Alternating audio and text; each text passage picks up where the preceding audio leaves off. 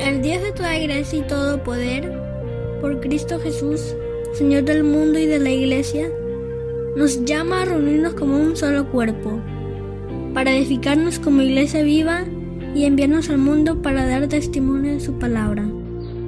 Padre nuestro, celestial, que nos has convocado por Cristo Jesús, nuestro Señor, envía tu bendición para que, afirmados en tu palabra, podamos servir como tus testigos fieles en el mundo.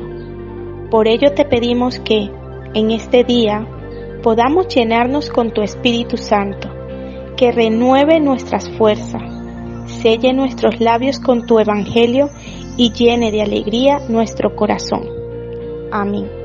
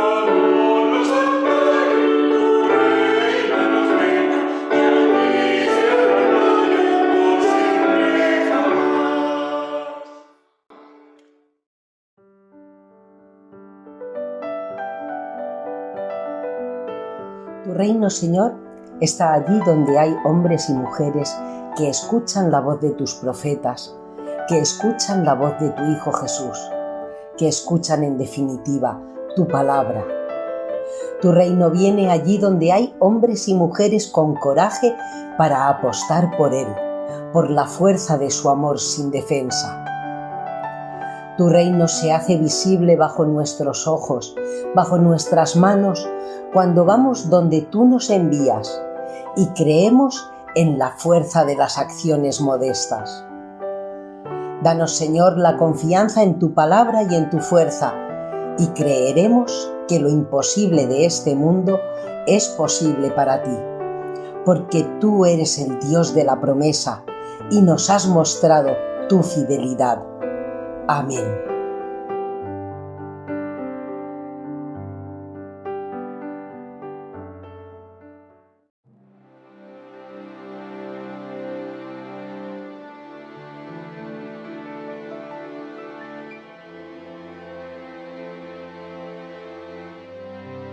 En quin goig te salve, Senyor, m'has tret a flor d'aigua, i no has permès que se n'alegren els enemics. Senyor Déu meu, vaig cridar auxili i em vas curar. Senyor, m'has arrencat de la terra dels morts, quan ja baixava a la fossa, m'has donat la vida. Fidels del Senyor, canteu-li, joeu lo recordant que Ell és sant. El seu rigor dura un instant, el seu favor tota la vida. Cap al tard tot eren plors, l'endemà son crits de goig. Jo pensava, quan em veia segur, no cauré mai. Tu, Senyor, m'afavories i em mantenies en un cim inexpugnable. Però, quan vas amagar la mirada, vaig quedar trasbalsat. He clamat a tu, Senyor, he suplicat al meu Déu. Has mudat en danses els meus plans. M'has tret el dol i m'has vestit de goig. Per això, el meu cor et cantarà, no callaré. Senyor Déu meu, et lloaré per sempre.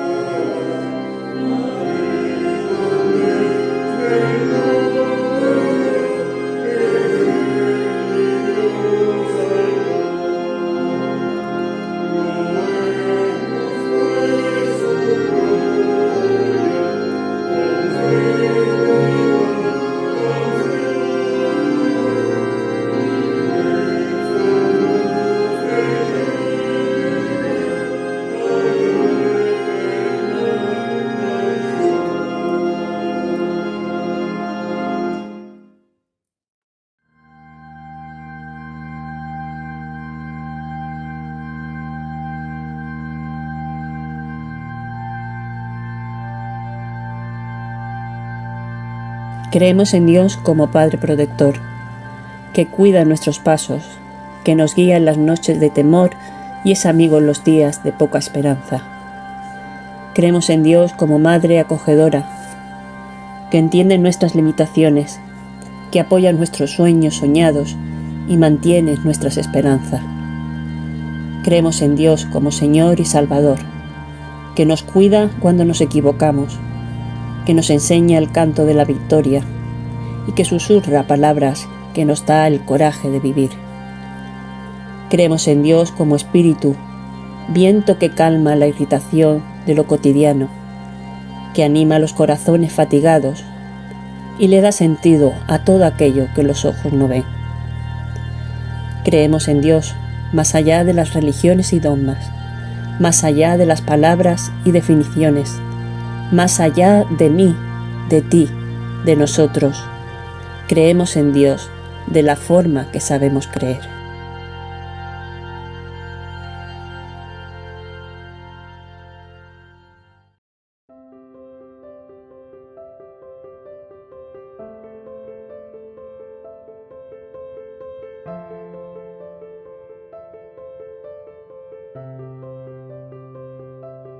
Naamán, jefe del ejército del rey de Siria, era un hombre de mucho prestigio y gozaba del favor de su rey, porque por medio de él el Señor le había dado victorias a su país.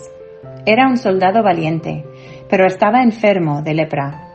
En cierta ocasión, los sirios, que habían salido a merodear, capturaron a una muchacha israelita y la hicieron criada de la esposa de Naamán.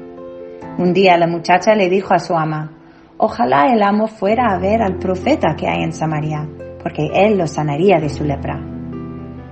Naamán fue a contarle al rey lo que la muchacha israelita había dicho.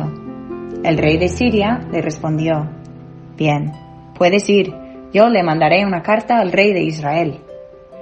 Y así Naamán se fue, llevando 30,000 monedas de plata, 6,000 monedas de oro y 10 mudas de ropa. La carta que le llevó el rey de Israel decía: «Cuando te llegue esta carta, verás que el portador es Naamán, uno de mis oficiales. Te lo envío para que lo sanes de su lepra». Al leer la carta, el rey de Israel se rasgó las vestiduras y exclamó: «¿Y acaso soy Dios, capaz de dar vida o muerte, para que venga alguien y me pida sanar a un leproso? Fijaos bien cómo me está buscando pleito». Cuando Eliseo, hombre de Dios, se enteró de que el rey de Israel se había rasgado las vestiduras, le envió este mensaje: «¿Por qué estás tan molesto? Mándame a ese hombre para que sepa que hay profeta en Israel». Así que Naamán, con sus caballos y sus carros, fue a la casa de Eliseo y se detuvo ante la puerta. Entonces Eliseo envió un mensajero a que le dijera: «Ve y zambúllete 7 veces en el río Jordán, así tu piel sanará y quedarás limpio». Naamán se enfureció y se fue quejándose: «Yo creí que el profeta saldría a recibirme personalmente para invocar el nombre del Señor su Dios, y que con un movimiento de la mano me sanaría de la lepra. ¿Acaso los ríos de Damasco, el Habaná y el Farfar no son mejores que toda el agua de Israel? ¿Acaso no podría zambullirme en ellos y quedar limpio?». Furioso, dio media vuelta y se marchó. Entonces sus criados se le acercaron para aconsejarle: «Señor, si el profeta te hubiera mandado a hacer algo complicado, ¿no le habrías hecho caso? Con más razón, si lo único que te dice es que te zambullas y así quedarás limpio». Así que Naamán bajó al Jordán y se sumergió 7 veces, según se lo había ordenado el hombre de Dios, y su piel se volvió como la de un niño y quedó limpio.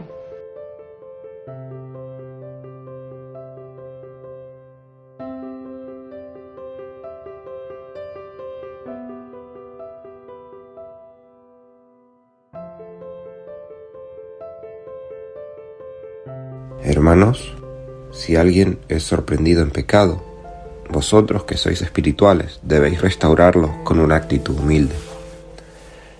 Pero que cada cual tenga cuidado, porque también puede ser tentado. Ayudaos unos a otros a llevar las cargas, y así cumpliréis la ley de Cristo. Si alguien cree ser algo cuando en realidad no es nada, se engaña a sí mismo.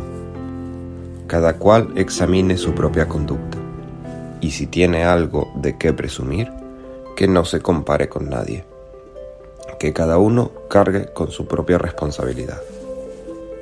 El que recibe instrucción en la palabra de Dios, comparta todo lo bueno con quien le enseña. No os engañéis, de Dios nadie se burla. Cada uno cosecha lo que siembra. El que siembra para agradar a su naturaleza pecaminosa, de esa misma naturaleza cosechará destrucción. El que siembra para agradar al Espíritu, del Espíritu cosechará vida eterna. No nos cansemos de hacer el bien, porque a su debido tiempo cosecharemos si no nos damos por vencidos. Por lo tanto, siempre que tengamos la oportunidad, hagamos bien a todos, y en especial a los de la familia de la fe. En cuanto a mí, jamás se me ocurra jactarme de otra cosa sino de la cruz de nuestro Señor Jesucristo, por quien el mundo ha sido crucificado para mí, y yo para el mundo. Para nada cuenta estar o no estar circuncidados. Lo que importa es ser parte de una nueva creación.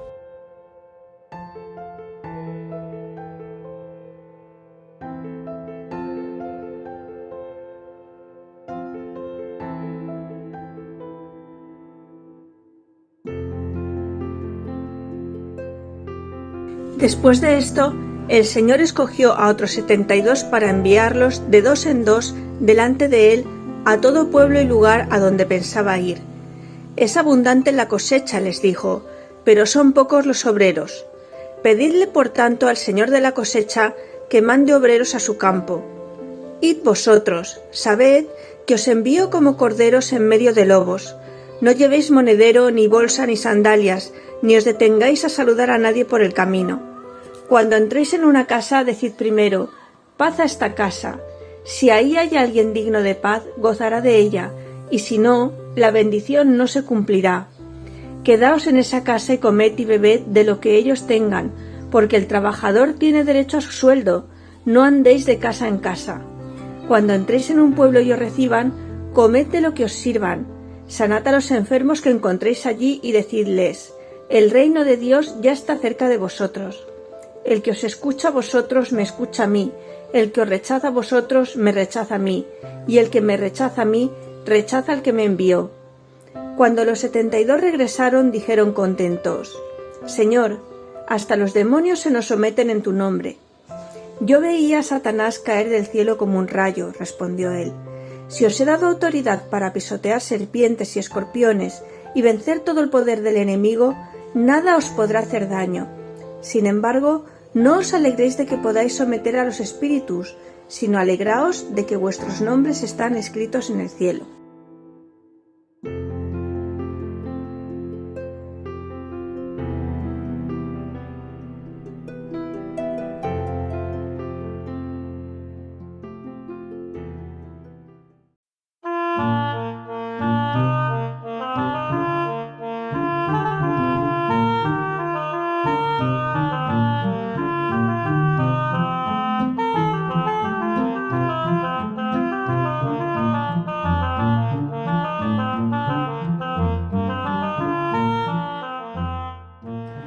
Queridas hermanas, queridos hermanos, que la gracia de Dios nos guíe y nos coja de la mano en nuestro camino de conocer y comprender su palabra. Pocos relatos como el de la conocida historia de Naamán nos presentan el contraste entre las actitudes del poder político y militar con las de los que se saben y se consideran a sí mismos como servidores.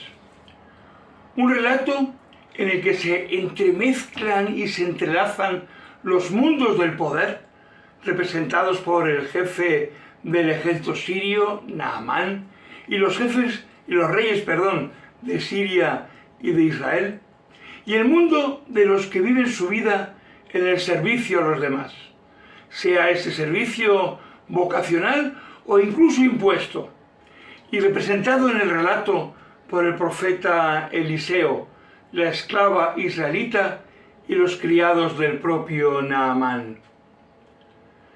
En esta historia se muestra cómo, ante una determinada situación, actúan y responden las diferentes personas dependiendo del mundo en el que viven y su visión de sí mismos en relación con ese mundo. Ya quiero anticipar que voy a hacer una lectura del pasaje del segundo de los libros de los Reyes a la luz de la enseñanza de Pablo en la carta a los Gálatas, de la que quisiera ahora resaltar o refrescar algunas frases claves. Si alguien es sorprendido en pecado, vosotros que sois espirituales debéis restaurarlo con una actitud humilde. Ayudaos unos a otros a llevar las cargas y así cumpliréis la ley de Cristo. Cada uno cosecha lo que siembra. El que siembra para agradar a su naturaleza pecaminosa, de esa misma naturaleza cosechará destrucción. El que siembra para agradar al Espíritu, del Espíritu cosechará vida eterna. No nos cansemos, pues, de hacer el bien, porque a su debido tiempo cosecharemos si no nos damos por vencidos. Por lo tanto, siempre que tengamos una oportunidad, hagamos bien a todos y en especial a los de la familia de la fe. Pues a la luz de esta enseñanza, vayamos ahora a la historia de Naamán, el general sirio enfermo. Naamán era un hombre poderoso. Es el jefe del ejército más poderoso de su momento, un militar altamente reconocido y valorado como un gran estratega y valiente en la batalla. Su poder no se reducía exclusivamente al ámbito de la guerra y al campo de batalla, pues poseía una gran riqueza y una gran influencia en el ámbito político. Era, y así nos lo dice el texto, persona que gozaba del favor del rey de Siria, lo cual le hacía ostentar una autoridad sobre muchas vidas, tanto de soldados como de siervos y esclavos. Pero con todo y con eso, a pesar de su enorme poder y de su supremacía sobre el resto de personas, había algo que no podía dominar ni vencer: la enfermedad. Naamán sufría una dolencia de piel que en el texto se identifica con la lepra, pero que muy probable no se tratara de esa terrible para entonces enfermedad, esa estigmatizante enfermedad, ya que, según se desprende del propio relato, Naamán seguía haciendo vida social y familiar, seguía manteniendo contacto con la tropa, algo que sería ciertamente difícil de pensar si se tratase de una verdadera lepra. Probablemente se tratara de algún tipo de psoriasis, algo realmente doloroso para quien la padece e incómodo socialmente, ya que provocaría cierto rechazo al contacto por parte del común de las gentes y cierto rechazo al ver la fealdad de una piel manchada y con eritemas. Indudablemente, a Naamán lo que le salvó de padecer una real exclusión social fue lo elevado de su posición y su gran poder e influencia. Si hubiera sido una persona del vulgo, aun siendo una psoriasis sería apartado por si acaso. Pero en Naamán no. No todas las personas sufren las mismas consecuencias, ni todos padecen en la misma magnitud las secuelas de las desgracias. Sin embargo, a pesar de las comodidades que podía disfrutar y de los privilegios inherentes a su posición y poder, el valiente militar era incapaz de vencer en la batalla particular contra la enfermedad. Y aquí entra en juego uno de esos personajes que marcan el contraste.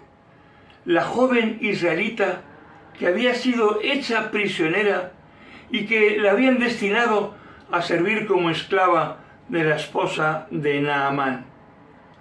Una joven que no tendría por qué sentir ninguna empatía por el general que la había apresado y que la había reducido a la condición de esclava.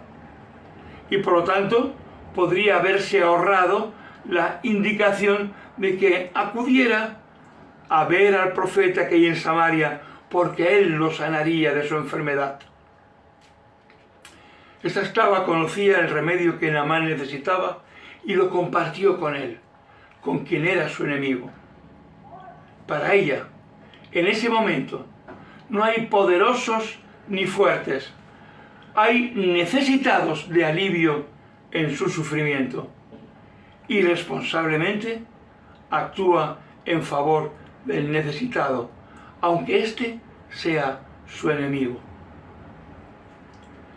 No sabemos, porque el texto no lo dice ni tampoco lo insinúa, las razones que llevaron a Naamán a considerar como posible la sugerencia de la joven esclava. Pero sí sabemos que Naamán siguió comportándose como miembro del estamento del poder y de la fuerza. Para él era un asunto de Estado y como tal ha de ser tratado, con permisos, salvoconductos, cartas de compromiso, etcétera, etcétera, etcétera. Bueno, no nos extraña a nosotros hoy, ¿verdad? Pues en la actualidad también nuestros estados piden permisos, autorizaciones, compromisos, convenios internacionales y una serie de documentos y papeles para atender las necesidades sanitarias de quienes vienen de otro país. Las necesidades de las personas se supeditan a los convenios y protocolos que el poder y la autoridad establecen. Y así, el rey de Siria envía cartas de presentación al rey de Israel. Y la solicitud también puede entenderse como exigencia o como una orden de que sea atendido en su necesidad de curación. Y en ese ambiente de juego de poderes, el rey de Israel reacciona con enojo por lo que considera una petición trampa. Me está buscando un pleito. Y lo entiende como una provocación que lleva implícita una amenaza. Y el propio rey de Israel añade un elemento más a esta competencia, al incluir el elemento religioso en la disputa. ¿Acaso soy Dios? Mostrando así que para él la petición del rey sirio encerraba además una velada competencia entre las divinidades siria e israelita. Mientras tanto, Naamán, que no es ajeno a este juego de rivalidades político-económicas religiosas, se pone en camino hacia Samaria haciendo ostentación de su propio poder y riqueza. Y nuevamente, en medio de este juego y de estas tensiones y actitudes diplomáticas y militares, entra en escena otra de las figuras de contraste, el profeta Eliseo, quien, por encima de juegos políticos, económicos y de soberanía religiosas, se muestra confiado en el poder de Dios, cosa que el rey israelita había olvidado, y acepta ayudar a ese militar extranjero que para Israel representaba una auténtica amenaza. En medio de los conflictos en medio de las luchas de los poderosos, en medio de las tensiones protagonizadas por los poderes políticos, aquel que se sabe llamado a servir más allá del riesgo y el peligro, ve la necesidad y también la oportunidad de ejercer su vocación de servicio. El rey de Israel no es Dios, pero hay Dios en Israel. Un Dios que no hace acepción de personas ni por su procedencia, su raza, su condición religiosa o por cualquier otra causa. Y así actuó Eliseo, sin entrar en el juego de poderes, sino actuando como siervo de Dios, como agente de la gracia de Dios. Eliseo no sale al encuentro del militar victorioso haciendo gala de su importancia por su poder religioso. Él es profeta y sacerdote del verdadero Dios. Pero tampoco lo recibe con pleitesía, poniendo a los pies del general victorioso el poder de su Dios. ¿Os acordáis cuando el generalísimo o al generalísimo lo recibían en las catedrales bajo palio, mostrando así la sumisión de lo religioso al poder terrenal? Eliseo no actúa así. Se mantiene al margen de la lucha de poderes porque no es su lucha, ni tampoco la lucha de su Dios. Empezamos a ver ya en este relato plasmada la enseñanza de Pablo en Gálatas.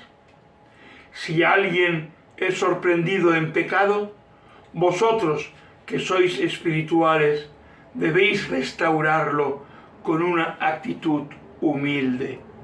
Yo recuerdo que la enfermedad era considerada como manifestación del rechazo de Dios, por lo tanto del pecado del hombre que es puesto en evidencia con la enfermedad. Restaurarlo con una actitud humilde. No nos cansemos de hacer el bien, decía Gálatas, porque a su debido tiempo cosecharemos si no nos damos por vencidos.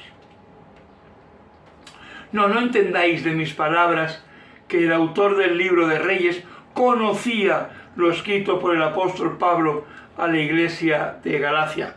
Era imposible, no podía, le separaban varios siglos. Lo que sí digo es que nosotros, como creyentes cristianos, no como judíos, recibimos de las enseñanzas del apóstol luz para entender las historias del Antiguo Testamento y desgranar su enseñanza, y hacerlo desde la fe en Cristo Jesús. Y desde esa fe en Cristo Jesús podemos vislumbrar en la actitud de Eliseo que resalta lo enseñado en Gálatas, la humildad del siervo frente a la altivez del poderoso. La voluntad de hacer el bien sin mirar merecimientos ni esperar recompensas. Simplemente hacer el bien como muestra de la multiforme gracia de Dios.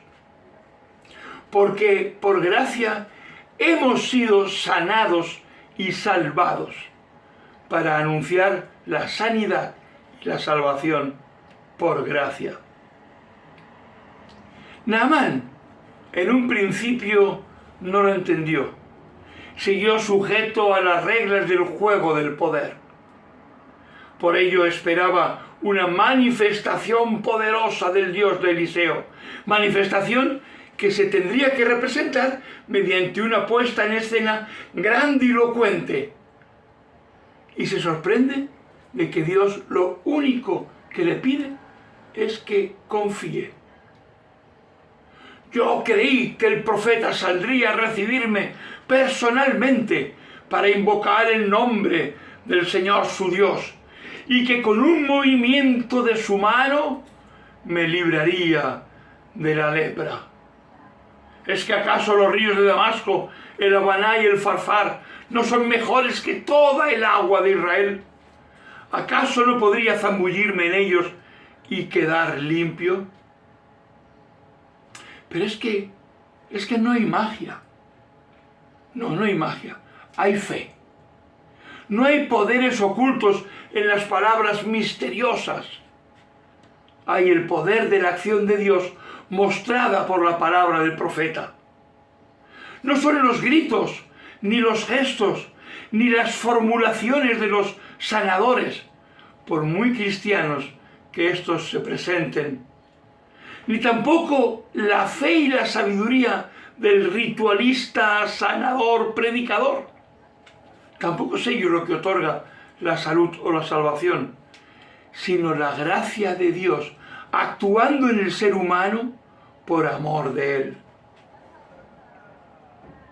Y una vez más, son los humildes los que captan esta acción de Dios y con un ejemplo de lo que podríamos llamar pragmatismo humilde, llaman la atención del enfadado y decepcionado hombre poderoso.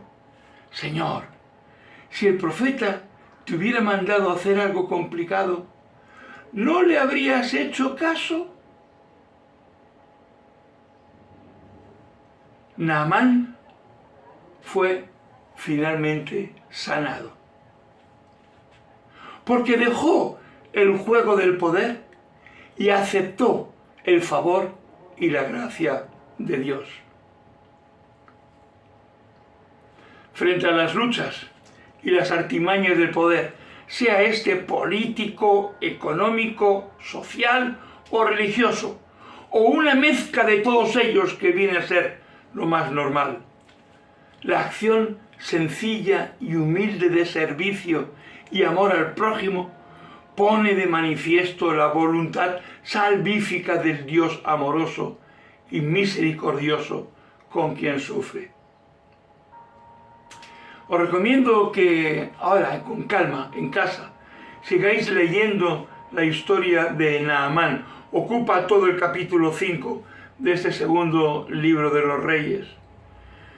Y que lo sigáis leyendo con las claves de interpretación que nos aporta la carta a los Gálatas. Y veréis cómo no todos los servidores tienen verdadero sentido del servicio, como así nos lo muestra el servidor de Eliseo. Termino solo haciendo notar que el pasaje del Evangelio nos relata el mismo conflicto entre la predicación y la acción de los discípulos, que la entendían en clave de poder y fuerza. Hasta los demonios se nos sometían en tu nombre. Y la acción y la predicación de Jesús, que lo entendía como servicio por amor a Dios y al prójimo, y en clave de fidelidad humilde a Dios. No os alegréis de someter a los espíritus, sino de que vuestros nombres están escritos en el cielo.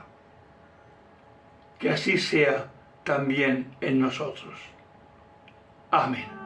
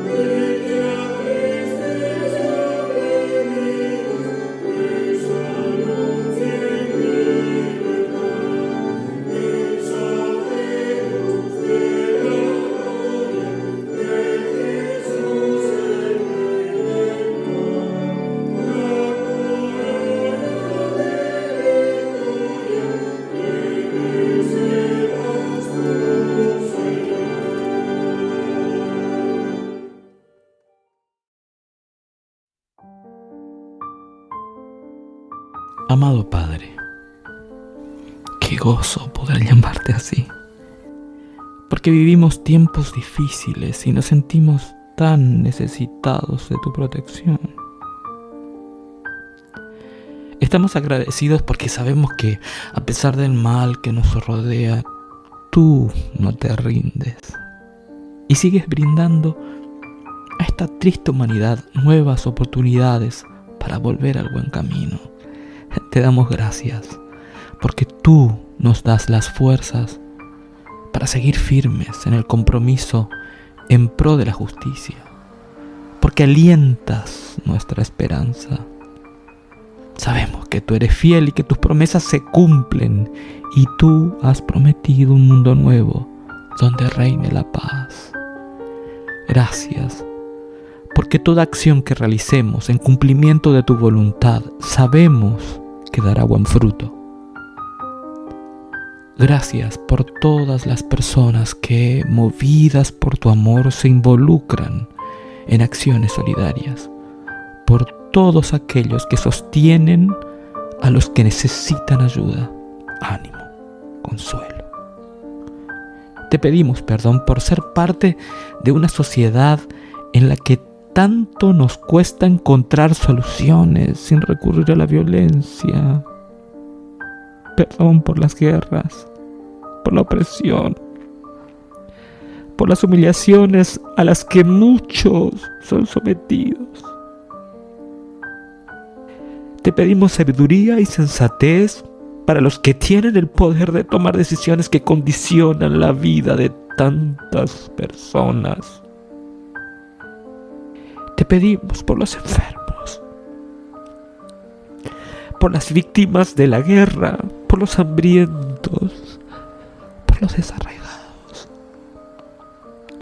por todos los que sufren, que puedan sentir el consuelo de tu amor y el valor para superar las dificultades. Te lo pedimos en el nombre de Jesús, por quien te damos las gracias por mostrarnos el camino de vida. Amén.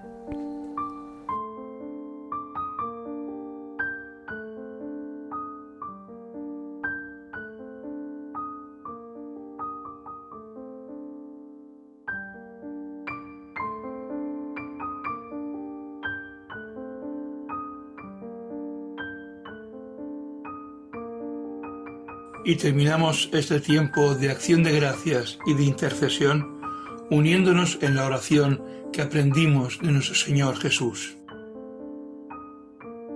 Padre nuestro que estás en los cielos, santificado sea tu nombre. Venga tu reino. Hágase tu voluntad como en el cielo, así también en la tierra. El pan nuestro de cada día, dánoslo hoy. Y perdónanos nuestras deudas, así como nosotros perdonamos a nuestros deudores. Y no nos metas en tentación, sino líbranos del mal, porque tuyo es el reino, y el poder, y la gloria, por todos los siglos. Amén.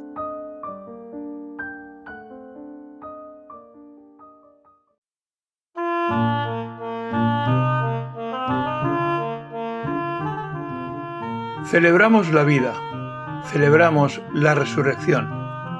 Por ello, agradecidos por el amor que Dios en Cristo nos ha mostrado, recordamos la última cena de Jesús.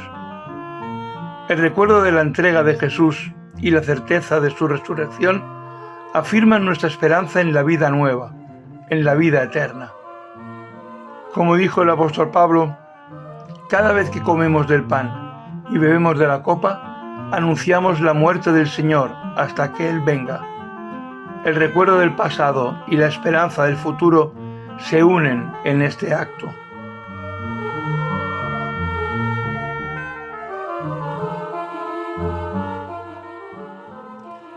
Durante la cena, Jesús tomó pan, bendijo a Dios, lo partió y se lo dio a sus discípulos diciendo: «Tomad, comed, esto es mi cuerpo». Tomó luego en sus manos una copa, dio gracias a Dios y la pasó a sus discípulos diciendo: «Bebed todos de ella, porque esto es mi sangre, con la que Dios confirma la alianza y que va a ser derramada en favor de todos para perdón de los pecados. Os digo que no volveré a beber de este fruto de la vid hasta el día aquel en que beba con vosotros un vino nuevo en el reino de mi Padre. Es Jesús quien nos invita y nosotros aceptamos su invitación.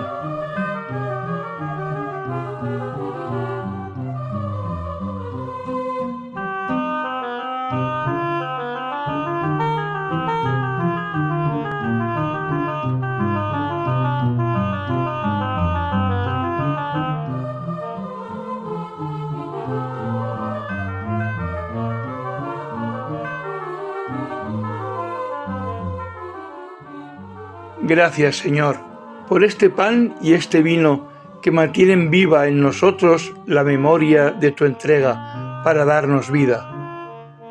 Gracias, Señor, porque en tu Hijo Jesucristo hemos sido hechos hijos tuyos, y como hijos hemos recibido el ser libres de nuestros miedos, libres de nuestro temor a fallarte, libres frente a cualquier otro poder. Gracias, Señor, porque en torno a tu mesa sentimos alegría y gozo, paz y esperanza. Amén. Que el Señor nos bendiga y su paz nos acompañe por siempre. Amén.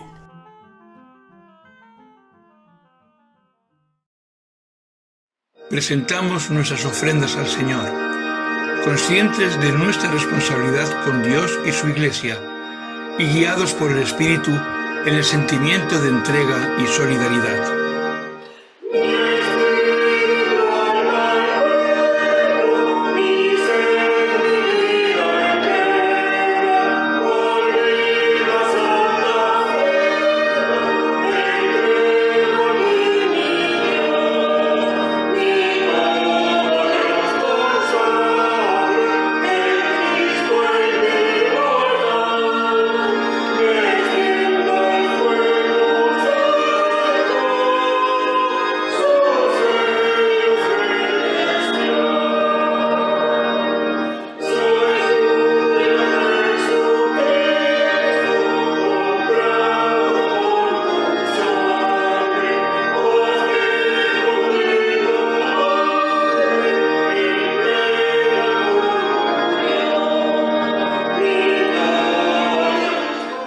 Si quieres hacernos llegar tu ofrenda, al final del vídeo podrás ver el número de cuenta en el que podrás hacer tu transferencia o tu ingreso.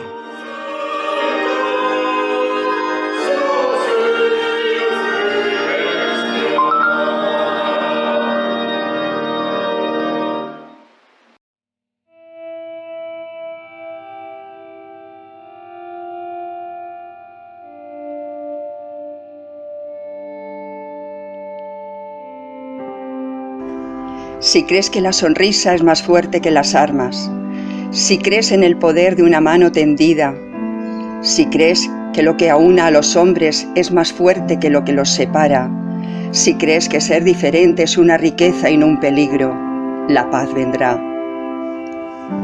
Si sabes mirar a los otros con un poco de amor, si prefieres la esperanza a la sospecha, si estimas que debes dar el primer paso para acercarte a otro, si puedes alegrarte de la alegría de tu vecino, si la mirada de un niño puede todavía desarmar tu corazón, la paz vendrá.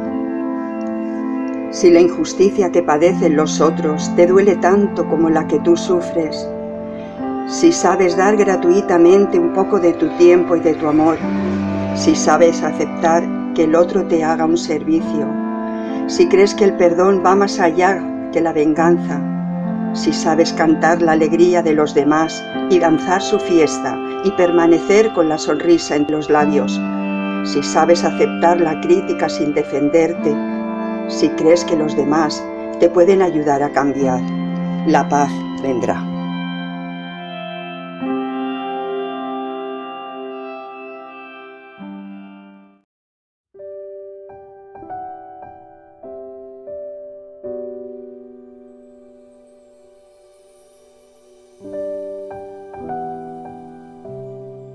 Que el Dios de justicia nos conduzca en medio de la furia de los mares.